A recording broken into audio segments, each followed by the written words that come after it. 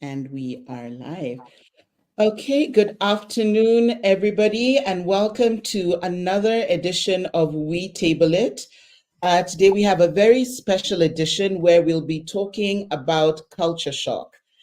So we'd like to invite everybody who is following us on our pages to get comfortable, grab a cup of coffee, and prepare for today's very special coffee chatter. And what makes today's coffee chatter as special as it is? Today, we are joined by some guests who will be giving us insights on what it's like living in different countries, and we'll get to hear a range of different opinions. If you're joining us today for the very first time, we'll ask you to please like, subscribe, and share the We Table It platform so that more people are able to really be in tune with everything it is that we're sharing today. So, welcome very much to our edition of We Table It. Today, we are live on Facebook, on YouTube, and on Instagram. So, you can join us from any one of these platforms. And really looking forward to an interesting and really engaging talk with you today. So, you're very, very welcome. And before we get started, I'll give you a brief intro about myself. I am Valerie, one of the hosts for We Table It, and I am based in Nairobi, Kenya. Today, I'm joined by my co-hosts Eno Voire Unukpo, who is based in Nigeria, and Dr. Osaro Aigbagun, who is based in Malaysia and also in the US, moving between both the countries. And so you're all welcome to the platform today and looking forward to an interesting talk. And we also have some guest discussants joining us today from different places in the world. We have Vaishnavi, who's joining us from the US, and we have Nkiruka, who is from Nigeria, but joining us from the United Kingdom. So you're very, very welcome. Now, in the course of the talk, if you want to connect with any of their discussants, keep an eye out for our scrolling bar where you'll be able to see their social media handles and you can go ahead and follow them on their platforms just so that you can explore more of their really delightful lives. And I'm going to ask one of my co hosts, Eno, if you'd like to say anything to welcome in our guests today, please go ahead.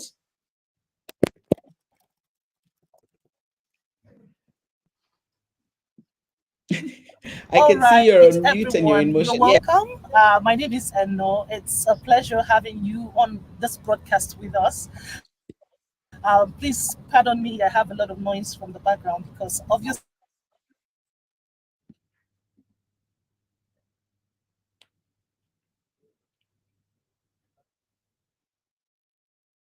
different countries. All right. I'm not sure if it's myself who froze or Eno who froze, but we are still here and are ready to Our really guests, jump into this talk. Vaishnavi. Go Hello, ahead. can you hear me? Yeah, yes, I can hear you now, but All right. for a few seconds My we apologies lost because you I'm first. in motion. That's why you are getting that break. But if you can hear me, every one of you, you are welcome. I'm quite excited to be on this broadcast today with our guests, Vaishnavi from India but based in the United States, and Ikiroka from Nigeria. You're welcome on this broadcast, and every one of you watching us from wherever time zones you are at on this particular part of your day. I think for the next 1 hour or 1 hour, 30 minutes or so.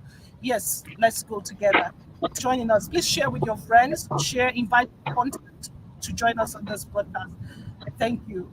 Valerie, you can Thank continue. you. All right, great. Thank you so much. So, yes, as we get started, I think maybe how I'd like to kick off is let's just get to know each other a little bit. And what I'd ask is for you, Ngruka, if you don't mind going first, telling us a little bit about who you are and how you landed in the United Kingdom. All right. My name is Mora Nkiruka Vivian, a Nigerian, like you all have said. I'm based in the United Kingdom. I am a practicing musculoskeletal physiotherapist, relocated from Nigeria 2 years ago. So I'm still quite new, if you ask me, trying to figure out my way. It hasn't been easy, but I always say we keep pushing because we know that the future is brighter. I'm really happy to be in your midst and thank you for the invite. Thank you. Thank you so much and welcome, welcome, welcome. All right. Thank And Vaishnavi, what about you? Yes, hi everybody. I'm basically from India, and yeah, I'm here in America right now, and have been in Malaysia. That is where I acquired my master's in business administration degree.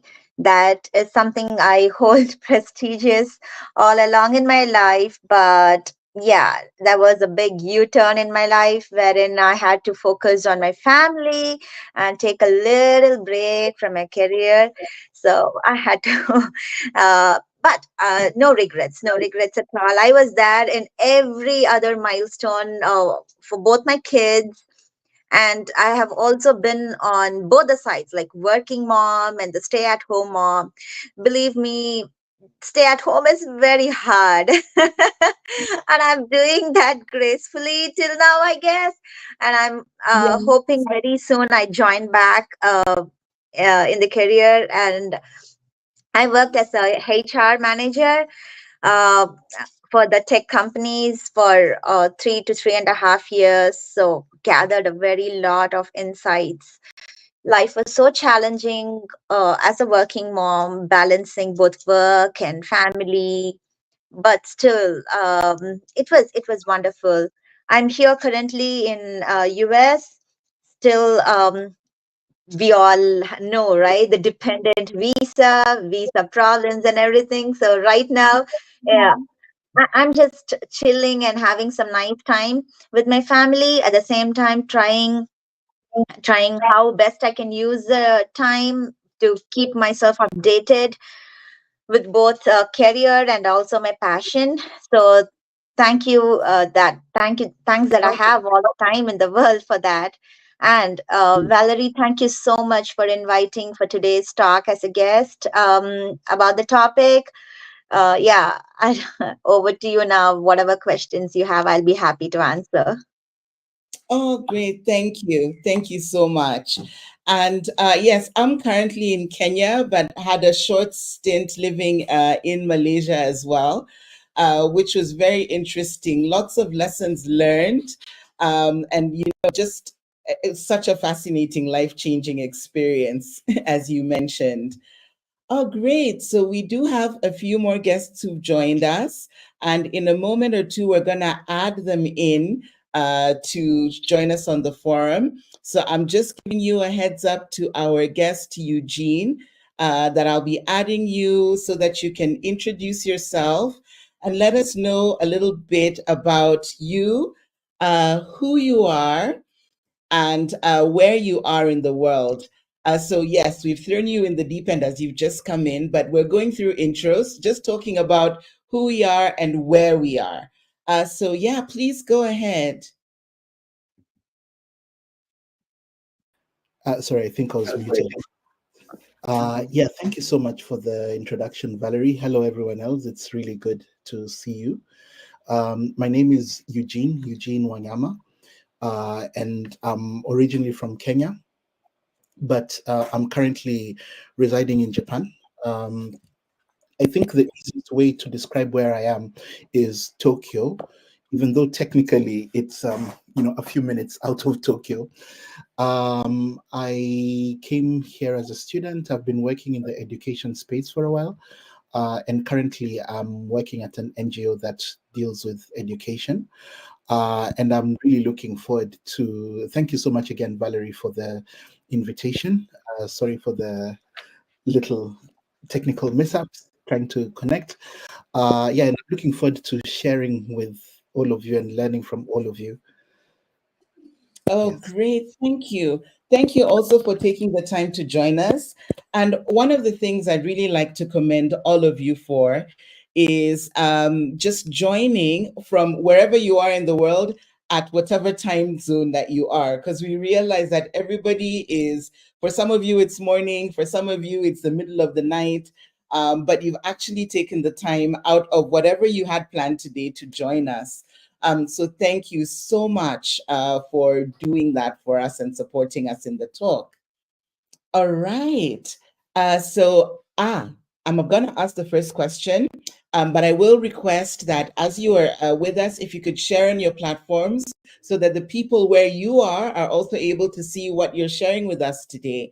So I'll request if you can share the talk on your platforms, and we'll get people actually engaging and asking us some more questions, especially for you and your interesting experiences. So let us get started. And how I'd love to get started is a topic that is so close to my heart, and that is food. I absolutely love food. And one of the things that happens when we go to a different country is that the food is not the same as what we experience at home, even if it's just a country that is next to you. So I'll ask the first question, and anybody can go ahead and answer, and that is food mistakes. So, what is the funniest food mistake that you've experienced or that you've made while living abroad?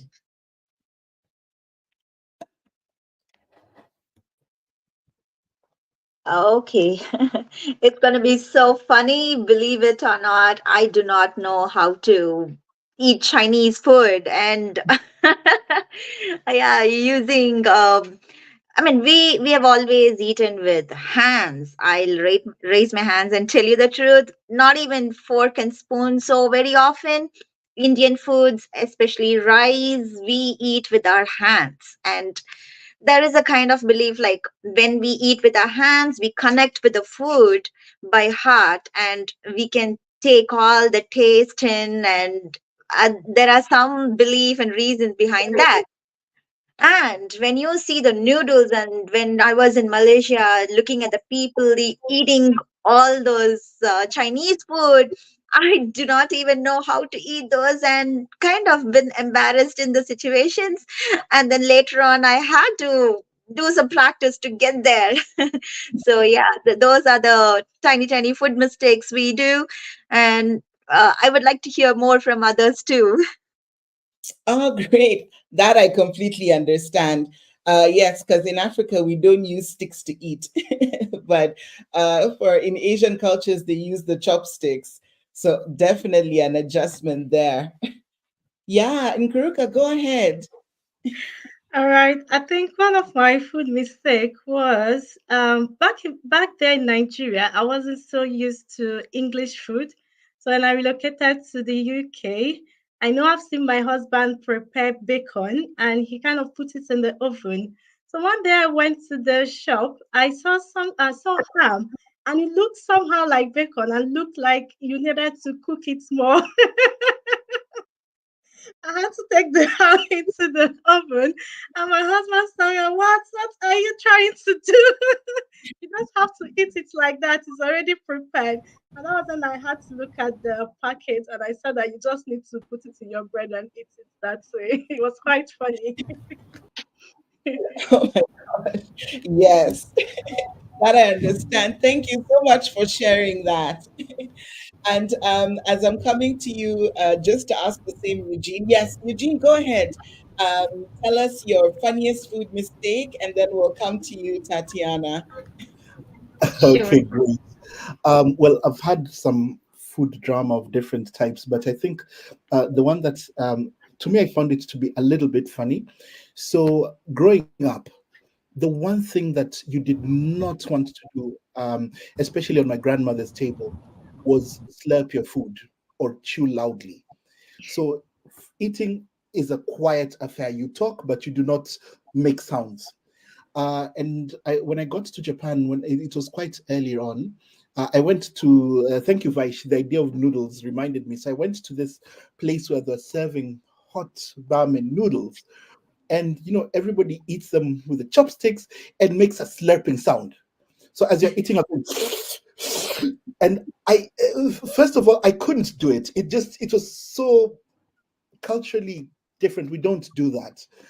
So I was quietly eating my ramen, and somebody got really, really, really offended, and they shouted at me. They're like, "What's wrong with you? Can't you show some respect to the person who cooked? If it's good food, then you have to slurp," which was completely different from what I'd ever been taught.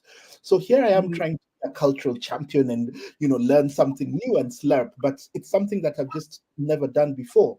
So the ramen goes flapping all over. I cover myself in soup. I cover the person next to me in soup.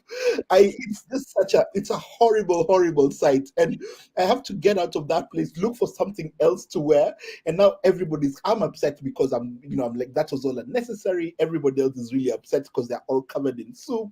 The person who cooked is upset because they know that I was putting up a show.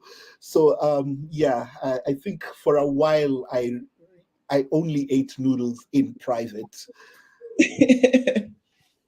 Oh my goodness, I could picture all the slurping and the splashing. Oh wow. Okay, thanks for sharing that. And Tatiana, you're welcome. Before you answer the question, I'll tell it to you again. I'll just give you a moment to tell us where you're from and how you got to where you are in terms of the country. Okay, I hope you can hear me. Can you hear Yes, me? Yes. Okay, yes. that's great.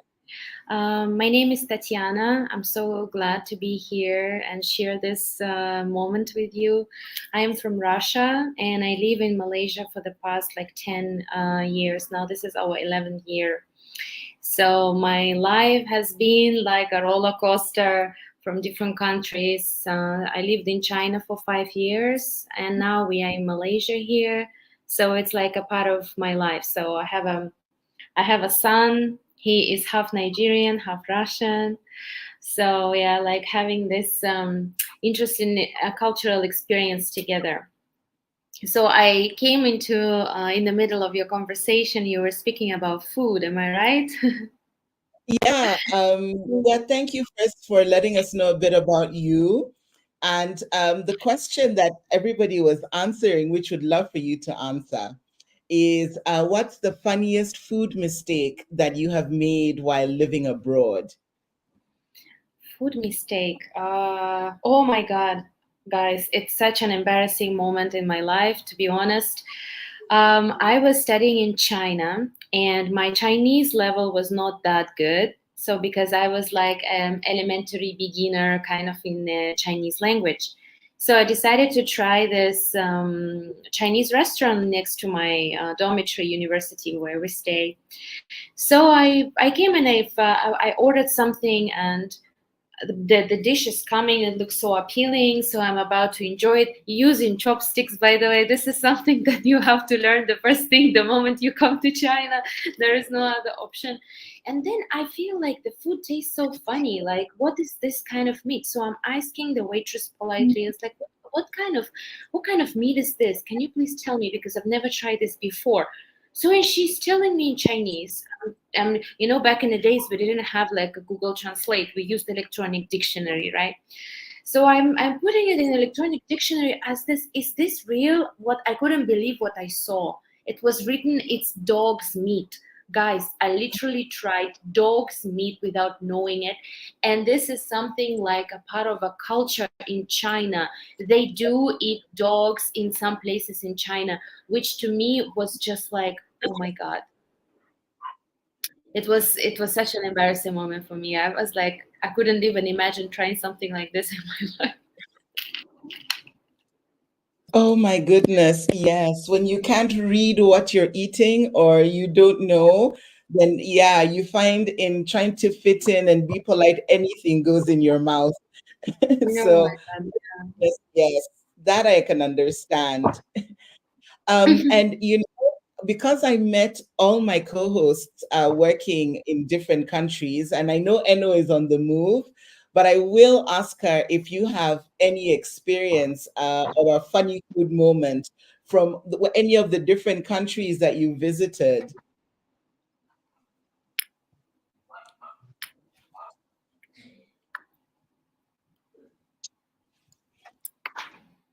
So Eno, I'll give you a moment because yes, there you go. All right. So I was trying to give Oh, you're muted at the moment. You have to unmute again.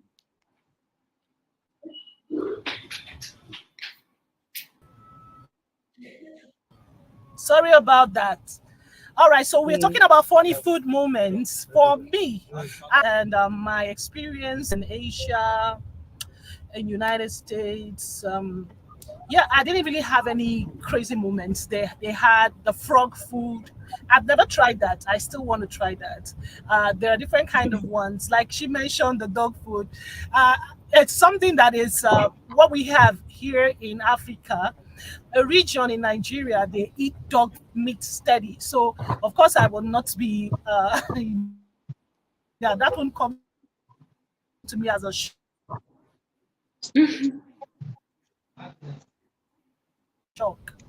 I don't really have funny food moments, but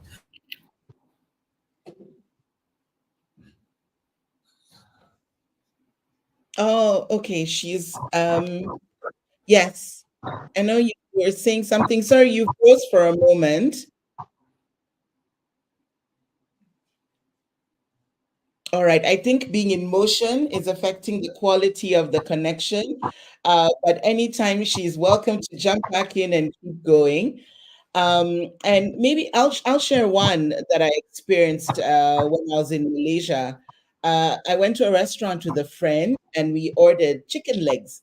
And in Kenya, a chicken leg is the drumstick and the thigh.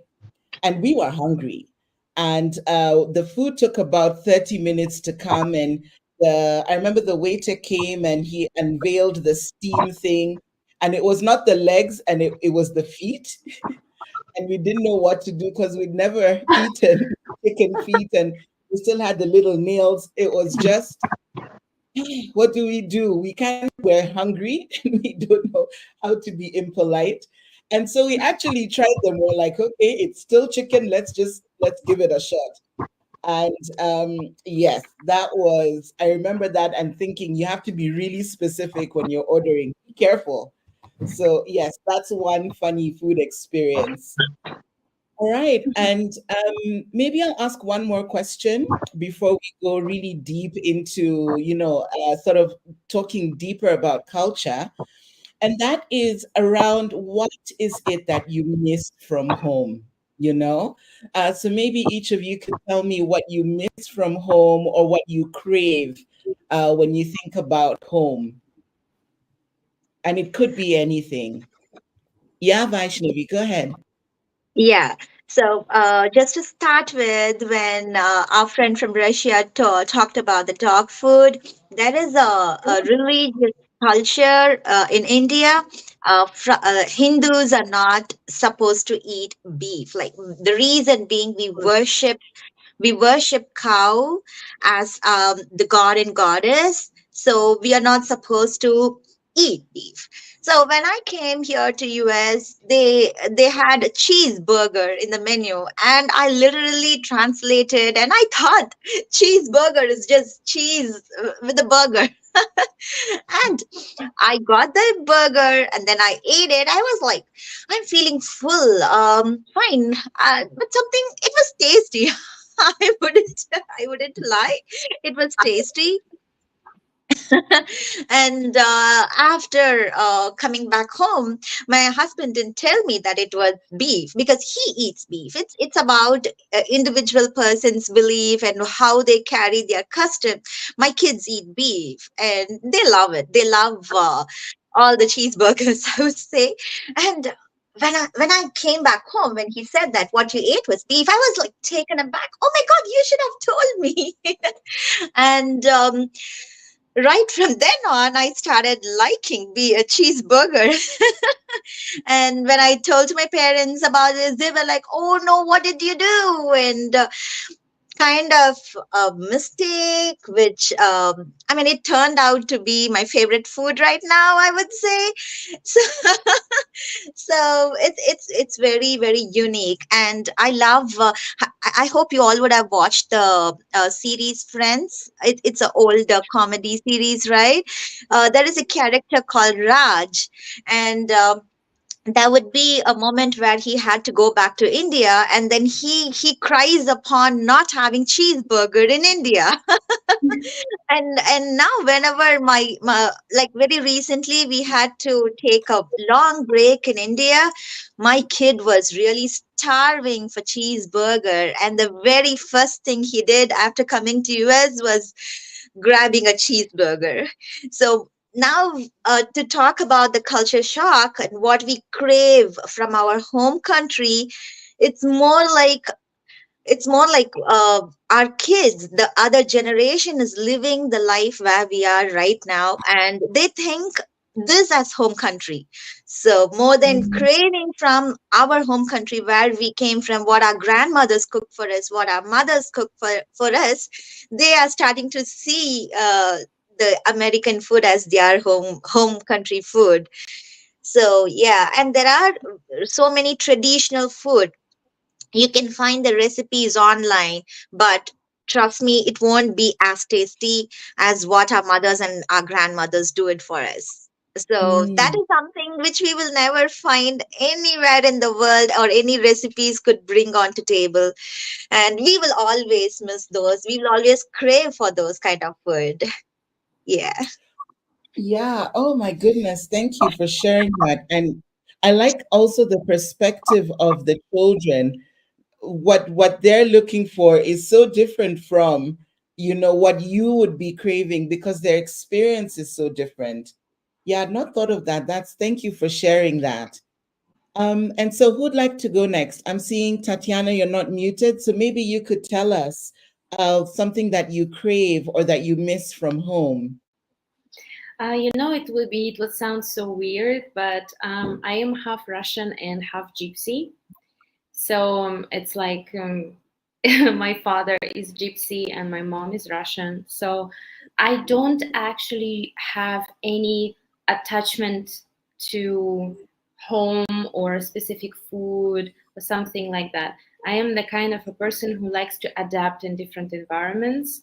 So, and living in one country for a few years, going to another country. So, if you ask me if I miss my hometown, I would say no.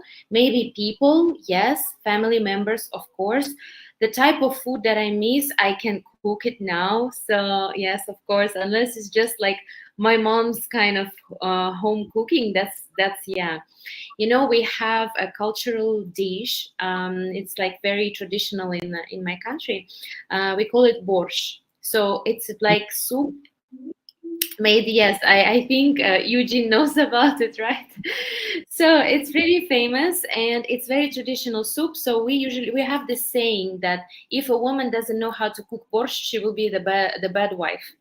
So you must, yes, it's like, a cultural stereotype.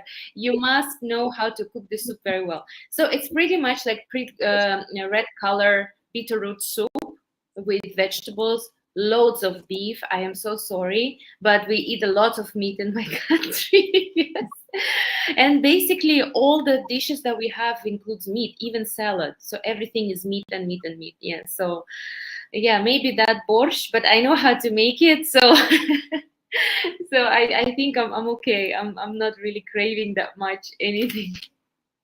Oh, great.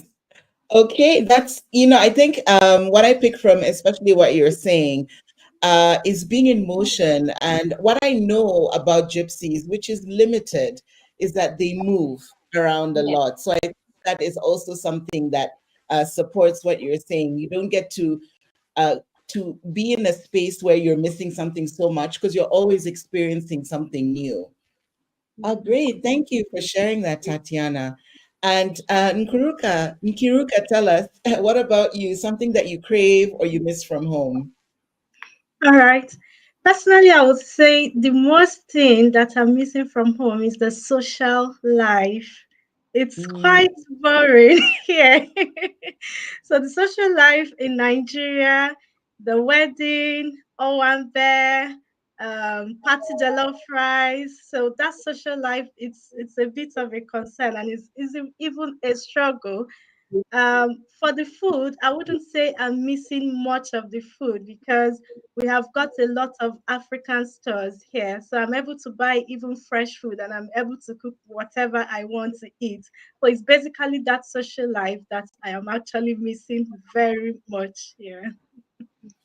Oh, great. Yes. Thank you for sharing that. And yes, we tend to be, I think, in Africa, very vibrant when we get together and very loud and very emotional. It's an emotional experience. So I get that you would miss that where you are. All right. And Eugene, what about you? Anything that you're craving or missing from home? Gosh, I've been trying to think about it the whole time. And it's a very good time of the year now. The weather is really good. So it actually feels like the weather back in Nairobi. So, um, and I've just come from having one of the things that's a bit rare here, which is ugali. The corn flour kind of meal that's eaten in lots of parts of especially Eastern and Southern Africa.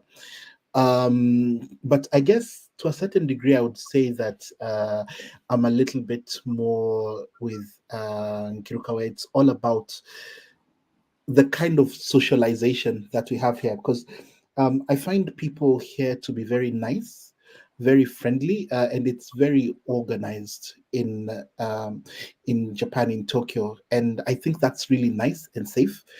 But I miss the chaos. I miss those random, unexpected, those that's there's a certain rowdiness and kind of like chaotic beauty where it's not just random, it's a dance because everybody kind of knows how to interact. So, you'd be walking down the street and somebody just randomly starts joking with you. They don't know you, they'll never ask your name, you'll never have any other interaction. But for those 10 seconds that you're with them, it's a party. I like those little serendipitous moments that I seemed to enjoy quite a lot when I was in Kenya, even in just December. Yeah. Oh, oh, great. Yes, I agree. Yes, there is chaos, but it is chaos that we're Beautiful. used to, especially in our interactions.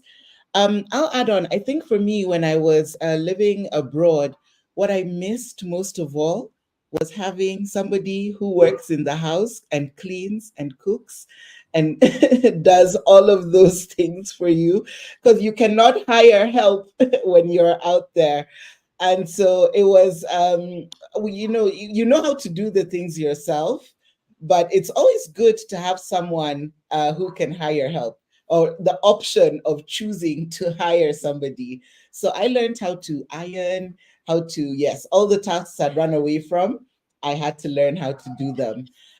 So before we move on, we've got somebody who is asking a question on Facebook. So I'm going to just share the question. I think it's for all of our guests. And you can actually just take a moment to ask them, answer. And shaking tables, you are asking, how do you cope with the social life in a different country? And share strategies that you use to kill boredom.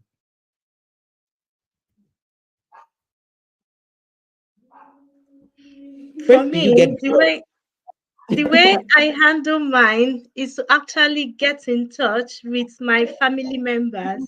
I make sure I call my mom almost 2 times every week, and it's usually a very long call just to meet up with things that are happening back home. And when it comes to boredom, okay, with the social life too, we have communities, African communities, Nigerian communities that we do have some social life, social gathering, though it's not always as often as we might want it to be. But even if it's just once or 2 times in a year, it just helps you to just feel like you're not missing so much from home. Then when it comes to killing boredom, we have a lot of games at home. I can't even emphasize because sometimes you just get bored of even watching televisions. Sometimes I just carry those games to some friend's house and we play it together because Sometimes you also get tired of playing it with your partner or with your kids, but you need fresh faces, fresh people to play those games with. So these are the ways I actually cure the boredom from my own end. Yeah.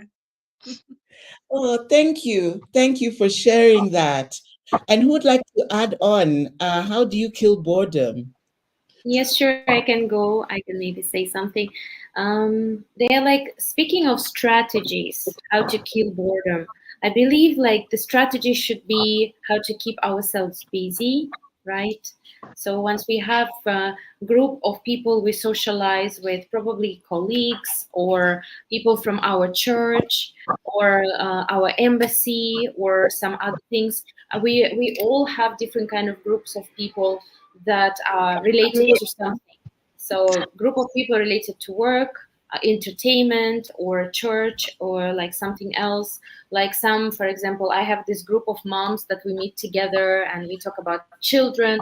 So this is something. It's about having this balance of meeting each other frequently for different reasons, and just try to keep it social, because if we don't have a social life, it will be really difficult for us to cope up with everything that we are going through in life, right? Exactly. And thank you for sharing that. I like the idea of the little communities and how they sort of meld together so that you're able to find something that fits for when you need it. Yeah. And as we go on, thank you, Walter, for joining us. I'll ask you after you answer this question to let us know a bit about yourself. But then I'll ask the rest of our guests, Vaishnavi, Eugene, how do you cope with boredom? And what are the strategies that you're using? Valerie, mom of two. I don't even have time for being relaxed. And especially with no household help, like we can't even hire them. It's so expensive here. We have to do everything all by ourselves. And my second child, he was born during the COVID. Believe me, my parents couldn't even come over to just, not not to help in any other way, just to stay as a moral support. I didn't have them. So it was Mm, all me, my husband, and my first kid. We went through the entire pregnancy, delivery, taking care of him all by ourselves. It was so exhausting, but I would say, we need a village to raise a child, right? At this moment, I'm so honored, I'm so happy that we have such nice friend circle here, and that was possible only because of maintaining the social life. um, some people are introverts, they don't like to be engaged in social lives. They are like, hello, I'm good in my own headspace or my own personal space. Don't drag me into all this. But I learned the lesson very hard way, especially when you are in a foreign country. You really need to have a very good social life, you whether you like it or not. And throughout like 6 7 years we have been here in the America, we always participate in the birthday parties, or any events, any celebrations. We kept the momentum going. So it was so lucky on me. Everyone turned out during the hard time of my delivery. Everyone were there when my family back home was not there for me at that moment. So I'm so grateful, and very much gratitude for every one of them. And that was only possible because we were able to keep up the social life. So boredom, I don't think so I will be experiencing boredom until my boys grow to a certain stage where they're all by themselves. Right now, I'm finding it very hard to find even a 30 minute of quiet time. I Yeah, hear you. Thank you so much for sharing that, Vaishnavi. yeah, And what about welcome. me? Thank you. Um, Yeah. yes, so I think one of the most obvious things, which I'm going to also echo, is those small communities. They really do come in handy. Because so like even today I went out, had lunch and dinner with my Kenyan friends from back when I was in school. We got to eat some Kenyan food, talk a bit of Swahili. It was really good. But I also think, especially when I mean, you're in a new country, so it's also really important to kind of throw yourself into the cultural activities that are unique to that space. And I usually like to do things that I like to do things without a plan, because you don't have a plan, you don't have an expectation, you land on something. So, for example, if we happen on a restaurant I've not been into before, I'd walk in and say, okay, give me the best item on your menu.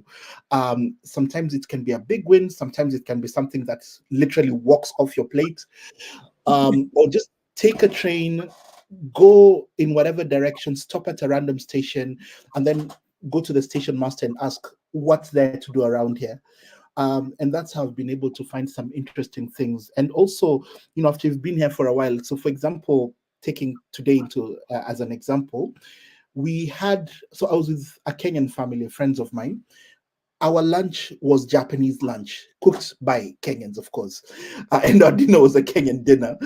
And between lunch and dinner, the husband of the home, who was a colleague of mine from school, we went to the hot springs, which is unthinkable in Kenya, because who would want to go and take a bath with a random friend, like your old stalkers and all that. But it's kind of that blend of home and the new place that makes the experience more unique, and a bit shocking, but yeah, more unique, I think. Oh, thank you. Thanks so much for sharing that, Eugene. Thank you. And so, Walter, we're going to come and ask you the question. But before we do, thank you for joining the program. And we need you to just let us know a bit about you, where you're from, and how you landed where you are. Okay, now I've been listening to you guys, but I had a problem with so I've heard a lot of what you discussed, the types of food and so on.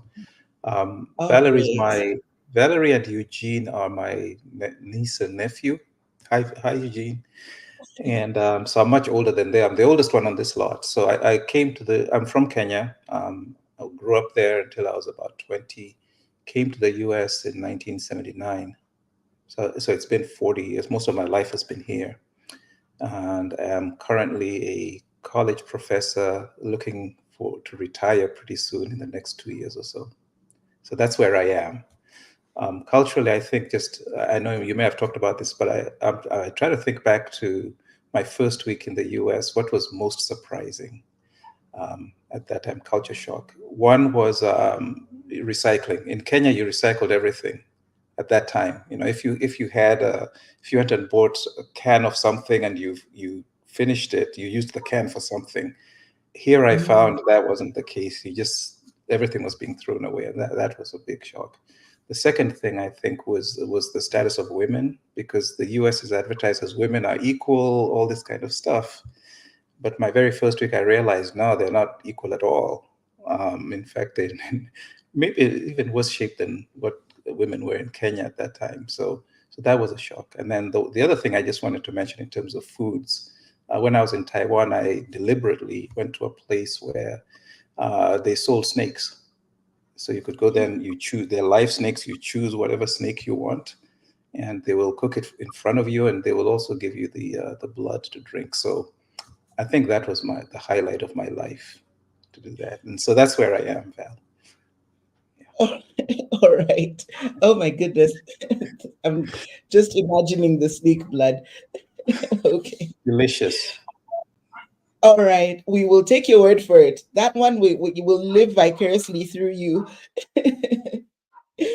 And yes, so the question that they were answering was I gosh, I think I would asked what you crave or miss from home the most. Just family. I think it's just the family. There's nothing else. There's really not much difference between what's in Kenya now and what's in the US, as far as I'm concerned. So I don't miss those Mm, things. It's just the family and maybe a bit of the culture, because here you're on your own. Yeah. great. Thank you. Thank you for sharing that. Now, Eno, I know you are there and you had some questions as well. You can let me know if you're ready to ask a few questions, because I can't see you on camera. So I'll give you about 3 to 5 seconds just to come on camera. If you're not, I'll go ahead. And yes, okay. So I'll give Eno some time to jump back in and share some questions. But let me ask now, in terms of, just living in a different culture and a different community, have you experienced any struggle? And I'm asking that in terms of your culture or your race or your behavior in your host country that you've had to adapt to. I think I'll start that one because I'm in the U.S. There's a big divide in terms of race, and Vaish can knows this. So my first week in Washington D.C. when I was going to college, my very first week, I took a bus to go to see what my university is like, which was a historically Black college and university because before there was no mixing in colleges. So I went there, took the bus, and I saw the change from where I was, which was in predominantly white area, going to the university. And so that the very first day, I just saw there's a big difference in terms of wealth and in terms of every other thing. So that's been a major thing for me, the difference. Yeah. Yeah, so thank you, Professor, for bringing this point. I'm sorry, I would just like to add upon to that, talking about the race and culture. Yes, that is real. That is very real, and it's so hard to break it to the kids, right? I know how the Americans, like the whites, I would say, I'm not sure if I can talk this or not. The way they see the black and the brown people, yes, that's different. And my kid, when he was in PK4, he had to literally face that. And Oh, it looks like her son had the phone. We'll give her a moment to jump back in. As she's rejoining, would somebody like to take up the mantle and just let us know any struggle that you've had in being understood? Yes. Yes. And then we'll let Vaishnavi continue. I'm so Or sorry. she's back in or coming back in. I'm so Vaishnavi, sorry. it's okay. Yeah, so talking about Yeah. the race and then the culture shock, more than All what right. we are My going through. apologies. I've been having this epileptic network issue here, but I'm excited. There are some questions I want to ask for the benefits of young stars or those who are planning to go abroad. You know, it's something that a lot of people dread. They're excited and they're scared at the same time. All right. I want to ask a question. Tatiana, Uh, please okay. can you tell us how, what prepared you or how did you adjust country? Sorry, I didn't Can you hear understand. me? How did I? Yes, yes, I can hear you. Just the last part. Oh, Oh, oh it wait. looks we have tech issues. So I heard a question, and I'm not sure whether to continue with that one or what we were talking about previously. So maybe I'll let Vaishnavi finish answering, and then I'll update Eno that there's an ongoing question. So Vaishnavi, you can continue with what you were sharing. Oh yeah, so it was so sad part for me at at his age. He was barely like 4 year old or 5 year old. He couldn't really understand why a particular set of kids are not playing with him. It really breaks my heart, to actually do the talk to make him understand about that. And he didn't really get the point, like what's wrong in that. I just want to play with the so and so person. And later on, yes, because we work and we face a different set of people are in our life. So we are all grown adults. So when these kids, when they go to school and when they face it by themselves, it's very hard for them to digest the fact that there is racism. And I do not know, God should help my kids to face that in a very graceful way. Mm. I hope the world changes for better. Yes, I really hope so too. I think the more of us who go out there, the easier it will become for the world to start to change, you know?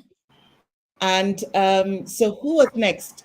Tatiana, maybe you can let us know about any situation where you've had a struggle due to your culture, your color, or your behavior in a different country.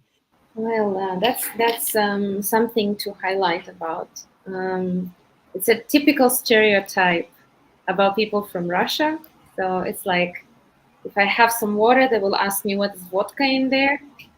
I'm so tired of hearing this. It's just so not funny anymore. I know how like it is funny for everyone, but I'm just so tired of it.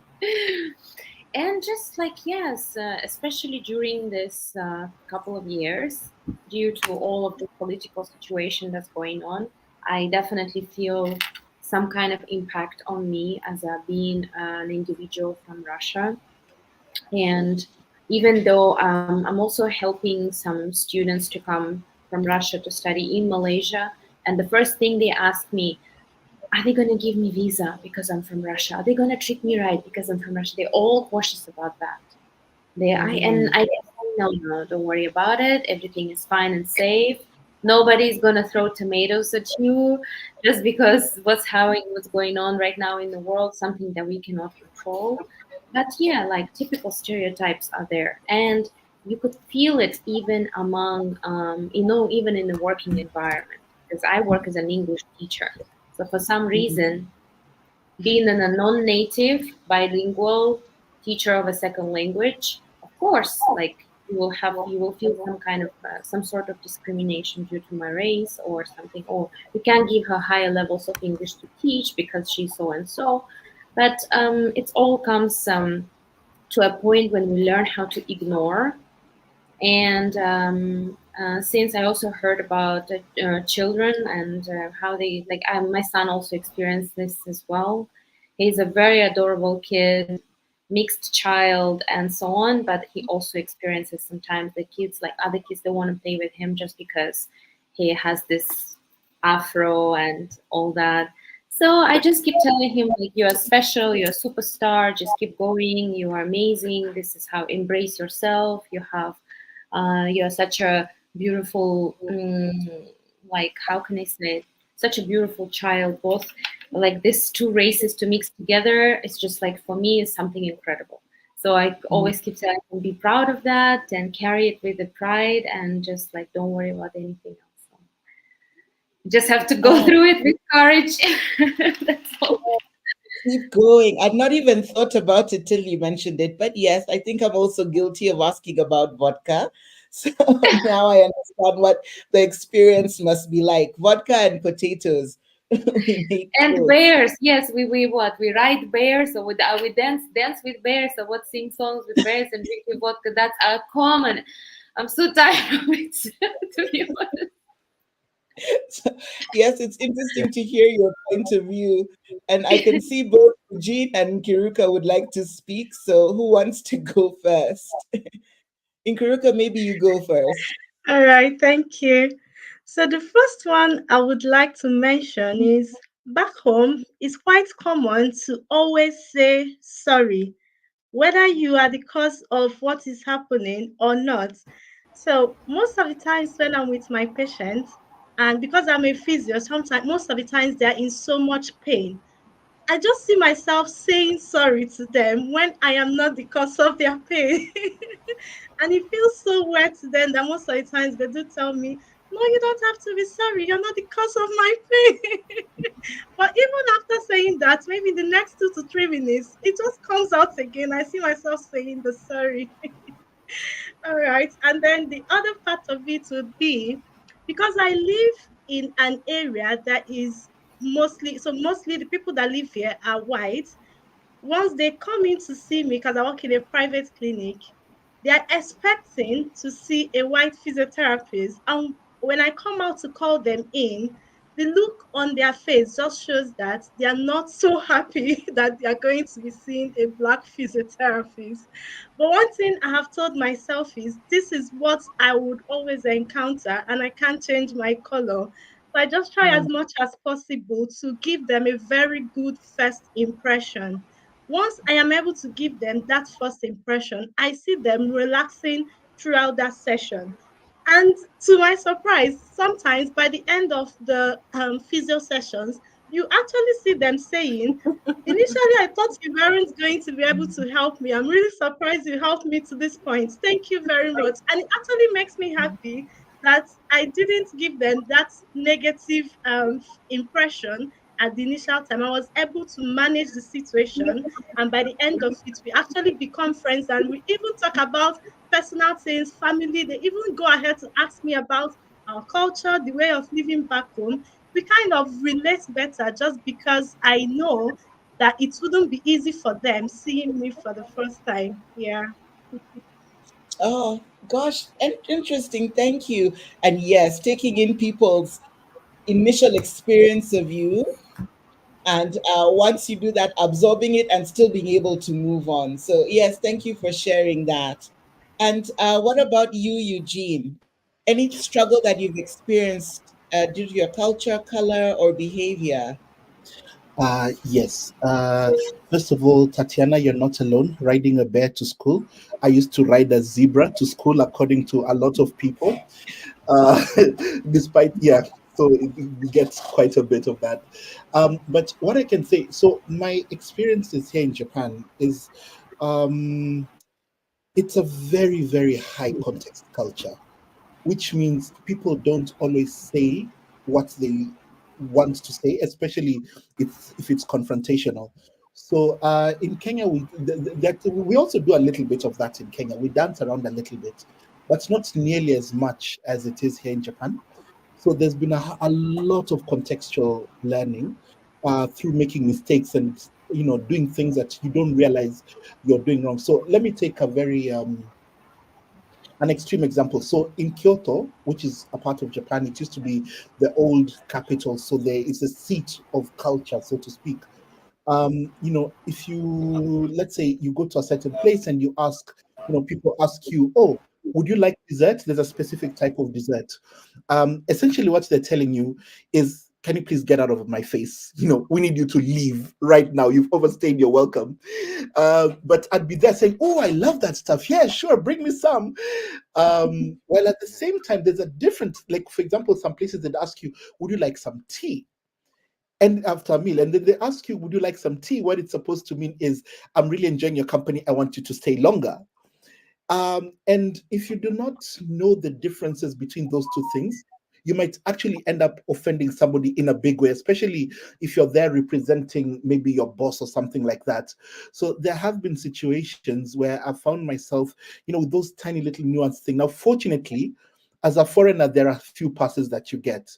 But in Japan, reading the room is such a big thing that one of two things inevitably ends up happening. Either you might end up stepping on somebody's toes unexpectedly, or you might end up being so caught up on trying to do everything perfect that everyone looks at you and wonders, hey, what's wrong with this guy? Why are you overthinking everything? So yeah, that's something that I've found myself in every now and then, and I somehow have managed to maneuver to kind of understand when I need to be thinking about that and when I shouldn't. But yeah, every now and then I still fall into that same trap. Ah, interesting. Goodness, reading the room. And, in Africa, people speak with riddles and proverbs. So I think it could be something similar where you have to interpret what the person is saying. And I think more so, especially Nigeria, you guys are for riddles and proverbs and musical. For me, it sounded musical. It felt like you're telling a story, but you're saying something simple. So Osaro, Dr. Osaro, and Eno, now both of you, having had experiences living in different countries, now I'd like you to answer this question. in terms of any struggle that you've experienced because of your culture, your color, or your behavior in a different country. All right, let me go first, okay? And Okay. I wouldn't stop saying thank you very much for joining us to our guest. All right, so I have been privileged to travel different countries, and I've seen things happening. I'll just mention about four of them. All right, so the first time, and this was culture shock. This was my first time leaving my home country, Nigeria, and that was about 15 years ago, 15 or 16. I'm not so sure now. All right, so I was in Qatar, all right, and there was this professor, okay, who was about to catch a flight to his home country was Sri Lanka, right? And he wanted to send an important email, but his battery ran out. So he asked me if he could use my laptop, and I graciously gave him to use my laptop. And he was done sending the email, and we exchanged contacts. And he was like, okay, he was just coming from the U.S. He went to invite some people to come give a keynote address in the conference he was organizing, and he was wondering if I could come over. But I told him I was busy and I was going to, travel out of Qatar to some other country the next day, and I couldn't attend. But I could attend later on. Is that okay? I mean, some subsequent conference. And I said, is that okay? He said, yeah, sure, sure, sure. Yeah, you can. And I was wondering, he's verbally telling me yes, but non-verbally is telling me no. Why is this guy trying to deceive me? I was like, yeah. So did you hear what I said? I mean, can I come to subsequent conferences? You send me an email. He said, yeah, yeah, sure. I'm like, oh my God, you're saying yes, but you're nodding no to me. Anyway, later on, I got to understand that, I mean, Vash is here. So the Tamils, I think in some part of India and majorly Sri Lanka, their yes is our no. And I'm like, what kind of, it took me time to get into terms with that. Okay. Vash Believe knows it what or I'm not, talking about. believe it or not, the head nodding will Yeah. definitely confuse you. Yes. Where I'm from, all right, I'm from Nigeria, right? West Africa. And I think most part of the world, this is no. But he's saying yes and non-verbally telling me no, and I'm confused. And I'm like, oh, he looks like a nice guy, but why is he trying to deceive me? But anyway, I mean, down the road we communicated for a long time. Such a great guy. All right. Another thing that I get in many parts of the world that I visit is, and this helps me. It helps me to tell the person I'm conversing it with, is this person exposed or not? And that is, where are you from? Africa or Nigeria? And I'm like, oh my God. All right. When I get that, if I have time, I'll start an educational class. If I don't have time, I'll just say, yeah, I'm from Nigeria, and I move forward. All right. So I got that a lot. I've gotten that in more than one countries. And just to mirror the sentiment shared by Eugene, I have had a student in the class ask me how our houses were in Africa. How are your buildings like? And I mean, I didn't know how to respond, but I did respond sarcastically. I told him, wow, we live in lovely looking big trees. And when it rains, we have to manage with the water that touches us. And she was like, oh, yeah, that's beautiful. I'm like, are you crazy? What do you mean beautiful? Don't you have YouTube to check where we live? We live in homes, houses. All right, Sorry for so cutting in. finally, all right, you know, I'm sorry, Osaro. I said, while you spoke, you reminded me of something over that. I had a young lady in San Francisco ask me, have you ever seen a microwave before? Just because she knows I'm coming from Africa. So, yeah, we've experienced the same thing, just like you. okay, yeah, thank you. So two Yeah, more. I hello. mean, I Okay, have I have had some so I want to share my experience. experience. I'm sorry All right, about bear with me. okay, you can go ahead. Oh, I'm so sorry about that. My network is causing me problems here, but I hope you guys can hear me. I was just sharing my experience that's almost the same thing with what the doctor just shared. Okay, about a young lady in San Francisco asking me, have you ever seen a microwave before? Just because she knows I am from Africa. So they assume everyone from Africa is living in the bush. We are not exposed to any kind of civilization of the or development of any kind. So this is one of my experiences. I will share two peculiar experiences because I want to quickly, because of time, I would be very fast and because of my network as well. All right, so one was having a one-on-one with some police officers, and while speaking to me, Tatiana and Vaishnavi, you would agree that the African ladies you have met, we have voices like myself and Valerie. It's usually very bold. We are outspoken. We are bold, right? So the police officers were like, speak slowly, talk like a lady, talk like a lady. You know, the Asian women are very soft spoken, you know. So they are expecting me to sound like their women, and I'm sounding like one of the queen from Zamunda. So, yeah, that was one of the issues I had with these people, not understanding how we spoke as Africans. And yes, the second one I have shared with the members of my team. Uh, I think the first year I entered into Kuala Lumpur, I needed to get some over the counter painkillers. I was assuming the convenience store just right beside the house would have one. And I went there, and now I need you guys to understand something. Drug trafficking attracts a death penalty, a capital punishment in Kuala Lumpur as at the time. All right, so they use that word drug for anything hard. But back here in Nigeria, drug is just okay for any medicine. And I walk into a convenience store asking them, please, do you sell drugs here?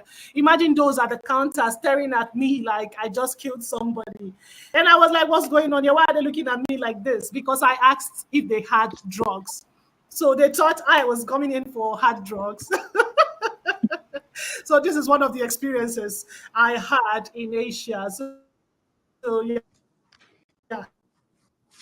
you can share yours as well.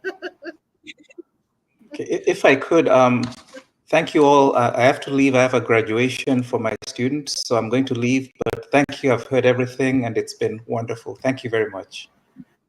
Thank you. Thanks Bye. for jumping in and joining us. Bye-bye. Bye. All right. Oh my goodness, this talk is so interesting. I'd like to ask another question to you all, and I'd like to find out from you about your learnings. And my question is, what is the most valuable lesson that you've learned about yourself and the world through your experience abroad? So can I go first? Yes, go ahead. Okay. So the most interesting thing, because I guess I've been a little bit lucky, especially in my previous job, that I got to travel quite a bit and I got to see quite a lot. Um, and honestly, I think the one thing that I really learned, it's a bit cliche, but the more you learn, the more you realize that you really don't know anything. Because there's so many things that I thought were very obvious or very straightforward, and that I had it right. But then you step out there and you realize that there's so many more experiences to be had, and that whatever breadth of experience you've had is just a fraction. So that has been quite I like, and I feel, so one of the things that I feel has changed within me, I don't feel shame in not knowing. You walk into a space and you do not know things, it's natural that somebody will not know things. So I feel a bit more comfortable to ask questions, to be a little bit vulnerable. But I've also found that it's, especially in the context where I was in the countryside for a while here in Japan, and I've also learned that sometimes there are also people who are going through that same process, so you'll also get some very weird questions. But then if you think about where you were, maybe just like 2 years before the first encounter you had of an international nature, you realize, okay, maybe I would have been, because there's always something new and shocking that's waiting for you around the corner. So yeah, I think that's one of the things that has really changed about me. I've realized that there's a whole lot more to learn, and I'm loving the journey, just going every day and seeing new things and learning new things. Oh, great. Thank you. Thank you for sharing that. Nkiruka, you can go and let us know. What about you? Any valuable lessons? So going in line with what Eugene said, um, truly there is a lot of things out there to learn. And coming to the UK has made me realize that I haven't even gone half of what I am supposed to know in life. And to an extent, it has also made me more open. I used to be a very shy person. Like coming to this show would have been a very impossible thing when I was in Nigeria. But coming to the UK has given me the opposite of that. And I am more open and more, yes, very much more open to communicate with people. Being in the UK has also given me that idea that you just have to open up your mind to learning. Once you are open to learning, once you're open, because there is a lot of diversity in the world, people have their own different belief. But once you're open to learning, there is nothing you would not be able to achieve. So it has just given me that idea, and it has been really helpful with my personal growth. And I think I'm really grateful for that. Yeah. Oh, thank you for sharing that. The experience of confidence just coming up because of being in a different space. So thank you for sharing that. And what about you, Tatiana? You can go ahead. Thank you. I would definitely agree with this idea that we are opening our mind. I think this is one thing we have in common here, and in common with everyone who travels, that we are opening our mind. So if next time we see each other somewhere, we will not assume about what kind of like cultural stereotypes and everything like that. We won't just judge anyone because someone said drugs or someone said something else, because we have this idea of traveling, we're understanding our mind is open. But one of the lessons that I have learned during this journey, sometimes you need to be okay to be alone, because there's some paths that we have to take alone. Like we can't take all our family with us and bring us together and just have this endless support. Some days would be really tough, especially when it comes to different moments in life, like moving, relocating from one country to another. Maybe this country is like accepting you, some countries don't accept you, and then you feel like, oh, I need to go to another place. So there's a lot of like, I think we have like a great amount of solitude we have in our lives to analyze things, to see whether it's for us or it's not for us, this kind of lifestyle. Can we go to the next level, or shall we go back, take first like shall we migrate to this country, shall we not? So it takes like a lot of time to, and it takes like a lot of strength as well sometimes to be alone, to make decisions on our, like by ourselves. Some are like having isolation because they can't find anyone from this local community, or maybe they just like don't have time, they have to work. I heard that in Japan, like working life is pretty hard. People work many hours and you basically don't have time to socialize. So I believe that when we travel, we have to be okay with understanding that there will be a lot of ups and downs, no matter how our family back home think, oh, we might be having a very good, comfortable life, but it's not true. Like we sacrifice a lot, or doing a lot of things to make sure that we can sustain our lifestyle and still be a part of this society, community, and to just like keep going to the next step. So yeah, there's a lot of sacrifices with coming along with the fact that you kind of like decided to live in another country. It's like you have to consider a lot of things. There will be a lot of uncomfortable moments, unfortunately. Yeah. Mm. Yes, that's true. Thank you for sharing that, especially just the understanding of what your experience is from the perspective of the people who, you may have left in your home country, that they also need to understand that journey of your adjustment into a different space and what it's like when you're on your own. Yes, in that space. And what about you, Vaish? What can you share with us about the valuable lesson you've learned? One, being especially from India, and that too southern part of India, I was the first female who had to travel to a foreign country to do my post graduation. Believe me or not, it wasn't difficult to convince the family members, and different perspective of ideas. And my family has they had to face a lot of comments, like, why do you have to send your girl to another foreign country? You could very well make her get married, like. So there were so many thought process, but I at this moment I'm very thankful to my parents who took the decision of sending me to explore the world. This is not a chance which every woman gets. Actually, they were bound to be.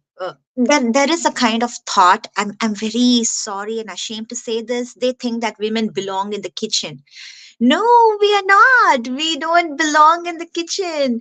Food, like cooking, is a life skill. Like you are hungry, you make your food, you eat your food. Why do you want to expect that only the women need to do it? So I had to break that stereotype, and it was very challenging situation for me to fly alone to a foreign country. And the valuable lesson I learned is to face the fear. When a woman or any individual learns to face the fear, that is when they start to explore a very beautiful and a whole different perspective of world. And that is a possibility which we will fail to see if we are not ready to face the fear. And Mm. as our friend from Russia said, loneliness is something that we need to go through. Definitely, we need to learn to do things all by ourselves. And also, driving was one of my fear. And believe me, now I got my driving license. I drive, and I definitely take my kids to. I'm a chaperone. I have to take my kids to different classes after work, and I cannot be always reliant and dependent on my husband. So financial independence is not the only thing which we are talking about. As a women, as an individual, we need to learn to be by ourselves. So every human has a journey in this life.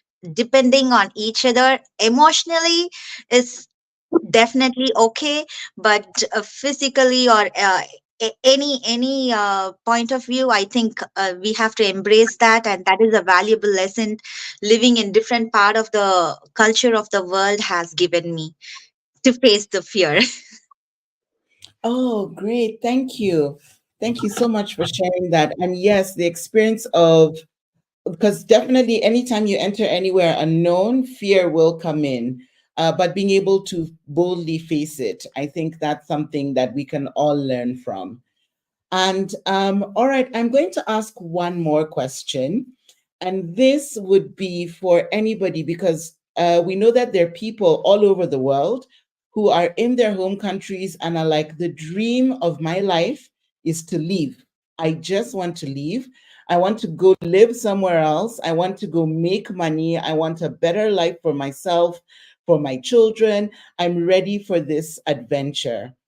And for that person who may have never left their home space and is looking to explore something new by moving from home to somewhere else, I'd like each of you just to let me know, what advice would you give to someone who's about to embark on that adventure of living abroad? Yes, what advice would you give them?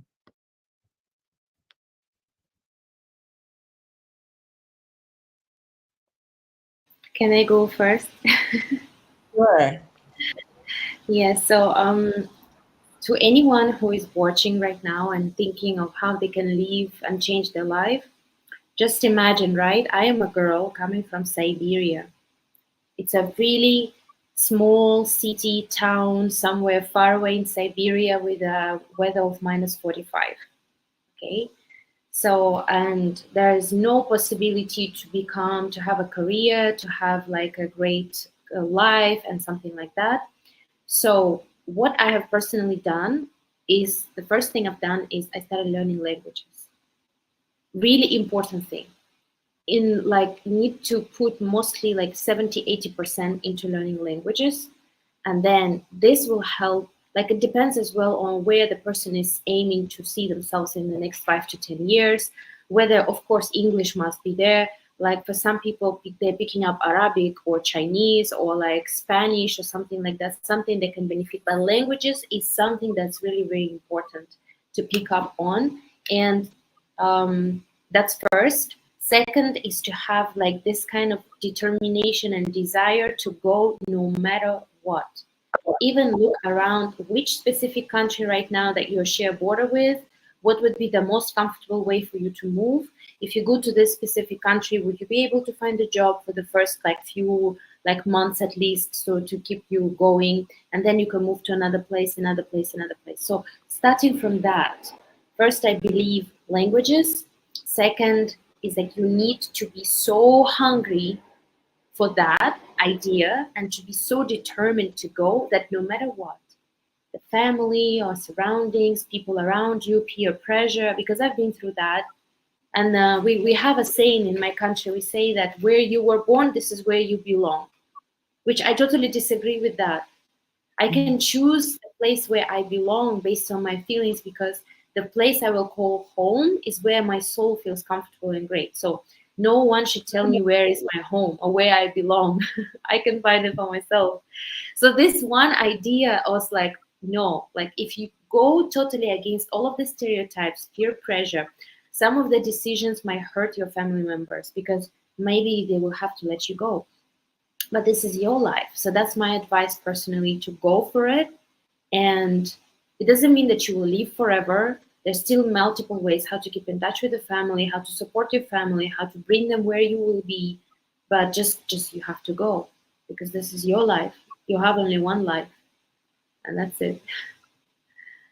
Oh, thank you. Thanks for sharing that, Tatiana. Who'd like to go next? Yeah, Nkirika, go ahead. All right. For me, I would say one big thing is that you should be open to change, because it's never going to be the same as where you're coming out from. So once you're open to change, no matter what the challenge is, you will be able to go through it and come out successfully. Another point would also be, make sure you've got your plan. Do not just relocate because you feel other people are relocating. Have your own reasons of relocating. And once you have your own reasons, whenever it feels like it's becoming tough, once you look back to your reasons, it will keep you going. Have your plans, ask questions, make your research. Every journey is different. Sometimes when you ask people questions, they would give you from their own personal experience, which might be a little bit different from what you're experiencing. But once you keep going with the plan and have that motivation, you would always get to that your goal, which would usually be your motivation. Yeah, thank you. Thank you for sharing that, especially, including your own opinion, your own dreams, rather than trying to do something because somebody else is doing it. So I like that, because then you have that drive that will keep you on the journey, especially when it gets tough, you know? So yes, Vaish, you can go next. Yeah, so I love a saying goes like this: a ship is safe in the harbor, but it is not the reason why it was built. So Mm. this is what I tell to myself whenever I had to face any challenging situation. Yes, when I go in the middle of the ocean, I'm gonna face a rainfall, a cyclone, or whatever it is, but I'm gonna come back safe to the harbor. So yeah, we all relocate, or we are looking forward to relocate to different countries. life is short, at the same time life is so beautiful. It gives a chance for us to see a beautiful perspective of life, and I wish whoever wanted to explore and to come to another part of the place, they should really do that, and they should really grab the opportunity. Yeah. Oh, great. I like that saying. The first time I've heard it, but I think it's going to stay with me for a long time. Yeah, thank you for getting Thank that you. right. Thank you. And what about you, Eugene? What advice would you give someone? Oh, I like the way you phrase this now. What advice would I give someone? Because the advice I'd give someone, regardless of the question, is start with why. It doesn't matter what the question is. If you feel like you have an answer, ask yourself, why is it that this means something to me? Yeah. So it's kind of similar to what Nkiruka said, that when you're planning to go out, think about what it is that you want to go out for. Is it something that you need to go out to achieve, or is it something that you don't need to go out to achieve? Because this is not telling you not to go out, but sometimes people think of leaving the country as a quick fix. You've got certain problems. Maybe you feel like you're a little bit short in a certain thing, and the idea is that going out, it will suddenly work out better because life is so much better out there. But then you get out there and you realize, oh my goodness, this is not at all what I expected. That's one of the things that you need to be prepared for. But that said, I highly, highly, highly, highly recommend getting out. Like, even if, as Vaisha said, even if it's just going to the next country, the kind of things that you're going to discover, if you're always sitting in the same place, you will never realize, you don't know what you don't know. You don't know what your limitations are, and you don't really know the true extent of your strengths. So if you have the ability, if you can be open-minded, if you can figure out, a lot of people talk about the finances, but honestly, if you really do want to go, maybe not just to any country, but if you just want to have an experience outside of your own space, even within the country you're in, you can actually go to a different city, and the encounters you'll meet there, the experiences you'll have there, I can promise you they'll change your life for the better or for the worse, but they'll change it. So I highly recommend, if you want to have a change of scenery, you should try it out. But at the same time, start with why. Be prepared that everything will not go exactly how you hope for it to go. And when things go south, be ready to roll with the punches. You'll be okay. Thank you, Eugene. Thank you so much for sharing that. And now I'm going to ask my host, Eno, my co host, to just share what advice from your experience that you'd give to anyone looking to adventure and go abroad. And I'll ask Dr. Sarah the same question. So, Dr. Sarah, prepare your All right. answer. Yes. But Eno, you can go All ahead. right. Thank you. Thank you, Valerie. Thank you, everyone, for your contributions and your advice. All right, so we aim at using this broadcast to not just pass a message, but at the same time try to prevent some certain ills that would come from migration as well. Um, Before I go deep into that, I would want to elaborate more on what Inkiru has said. Same thing Eugene said about planning. Before you go out of your country, you should be ready for it. We've had cases of people just in the name of wanting greener pastures. They will say a bird in hand is better than two in the bush.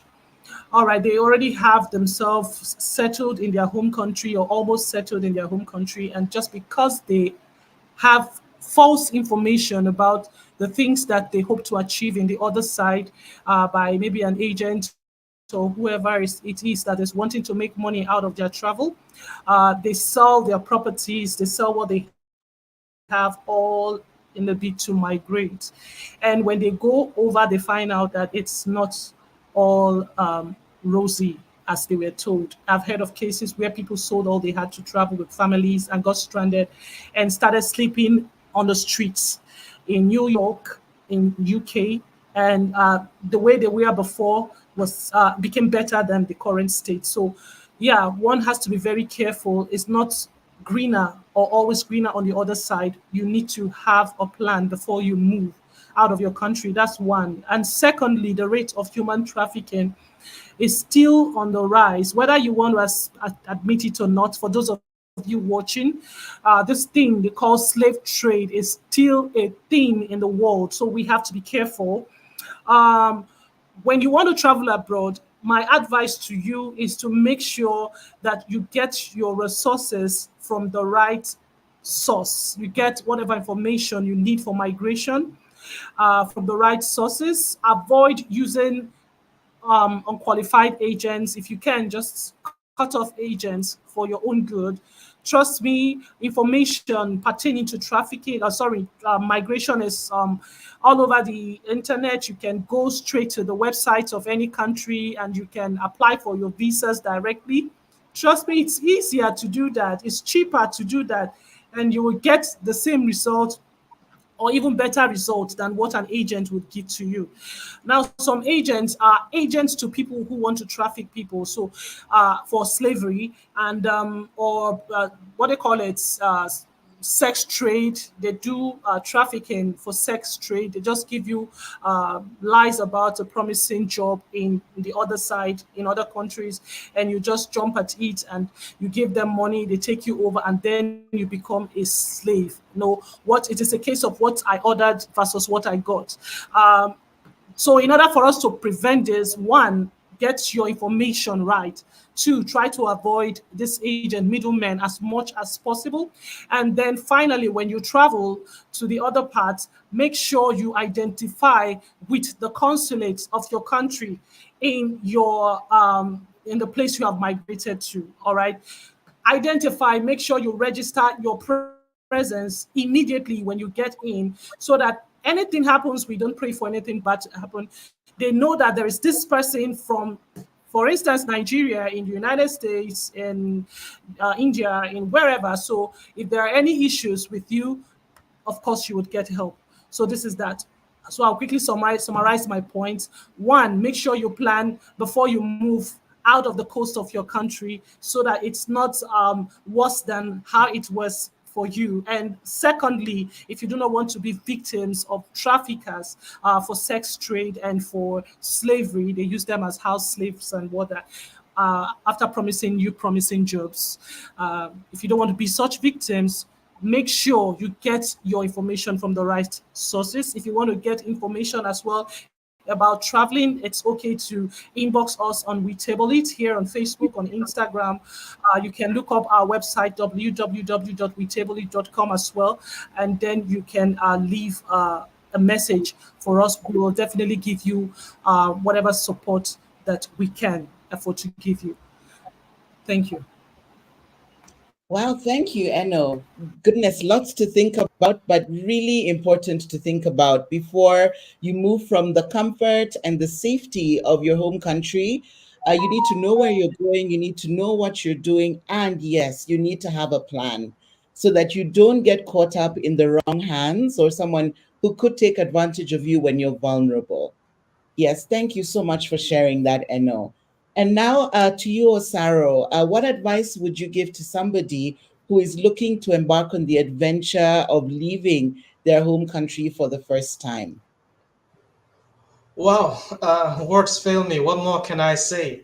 In Kiruka, Eugene, Tatiana, Vash, I mean, and then, just killed it with everything that I would have said. But brilliant suggestions and advice have been given. But I would like to say something, I mean, and I hope that people can pick this. I have come across people who keep musing over one or two things they face or they see in a foreign land. And I would like to say you cannot change it. This is what it is. The first thing, I mean, how quick you adapt to a new environment and start to thrive. I mean, how fast you can acculturate depends on how fast you can drop many things, many nuances that came with you from your home country and blend into the new system. And what I mean by drop, I do not mean drop the good virtues, all right? I mean the few things that have made you who you are as a result of your everyday living where you were before. Once you can drop it, and it starts here, when you can drop it, you start to make progress. I have come across very brilliant minds who complain to me, oh, I need a job, I don't have a job, or I need something to do, I'm broke. And I'm like, yeah, because you're still thinking the way you were thinking back home. You're in a new place, look around. Things are done differently. Spend time, look around, study the system, how it's done, and then adapt. And just like what Tatiana said, if it means you need to blend in with the language, do that. If not, you're going to keep complaining for a system that will not change because of you. You made the effort to move there, you have to change for the system. All right. So the faster you can get this in, I mean, the better for you. So drop some things. Sometimes we as humans tend to think that the way we do things is the right way. Sometimes it may not necessarily be. It's just perhaps what we're used to as a result of our environment that we grew in. So, in a nutshell, the world is a globalized village. We will not stop moving around, even if we don't move around physically. We're gonna move around through the internet, and we're gonna meet people. We're gonna interact. So, as much as possible, open your mind to know that things are done differently everywhere, and that for you to be able to make a headway, if you want to, you need to be able to be accepting of everybody, and then we'll move forward as a global and unified world. Thank you so much for this opportunity. The time has gone past, more than 1.5 the hour mark. So yeah, I wouldn't want to say much beyond what I've said here. I want to use this opportunity also to thank our guest, Tatiana. You're just super awesome. Eugene, thank you so much for coming here. It's just been a privilege just listening to you, Eugene. In Kiruka, I can't say enough. The physiotherapist from UK, amazing, amazing. A million thanks for coming on our platform. We really appreciate you. And to Vash, it's just been a pleasure and an honor to always have you here. We always will say this to our guests, please. We love to have you around. So anytime you can spare a minute or two, and we invite you, it will be an honor to always have you here. So please give us the chance later on, okay? Thank you so much. Over to you, Valerie. Oh, goodness. Thank you. Thank you for all the views that you've shared. I think the only thing that I would add in terms of advice for anybody is be open to learn, be open to embrace cultures, and be positive. Your positive energy will attract positive energy. So I'd say yes, please keep it positive, be eager, answer the questions, engage, ask questions. I think we can also ask people, whether they're riding on the bears or the rhinos and see what happens. The questions we're used to answering. But yes, thank you very much to all our guests. You have taken your time. We've gone over time. That I think is on me because I have been caught up in everything that you've been sharing and so eager to ask more and more and more. But I really am thankful for the time that you've taken to support all of us here at We Table It from everywhere that you are in the world. Thank you very much. Once the talk is ended, you'll give it a few minutes and you'll be able to see the video on Facebook. It's also on YouTube. So I encourage you to share with your community because there's always somebody who is ready and open to learn. They just need to be able to source the right information. And I really do believe what we've shared here today could make a big difference for very many people. So please share and let other people continue to comment. For those who might be watching our talk afterwards, go into our comment section, continue to share your questions. We'll do our best to respond to them. We will also be sharing within our comment section, specifically on Facebook, the social media handles, and how you can reach out to the guests that we've had with us today. And we'd just like to thank you for tuning in and listening to what we have to share on We Table It.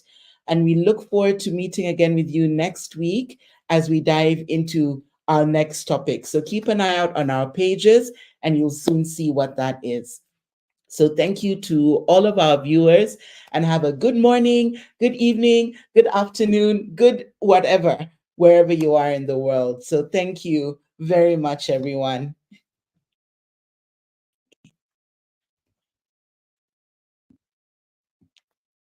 All right.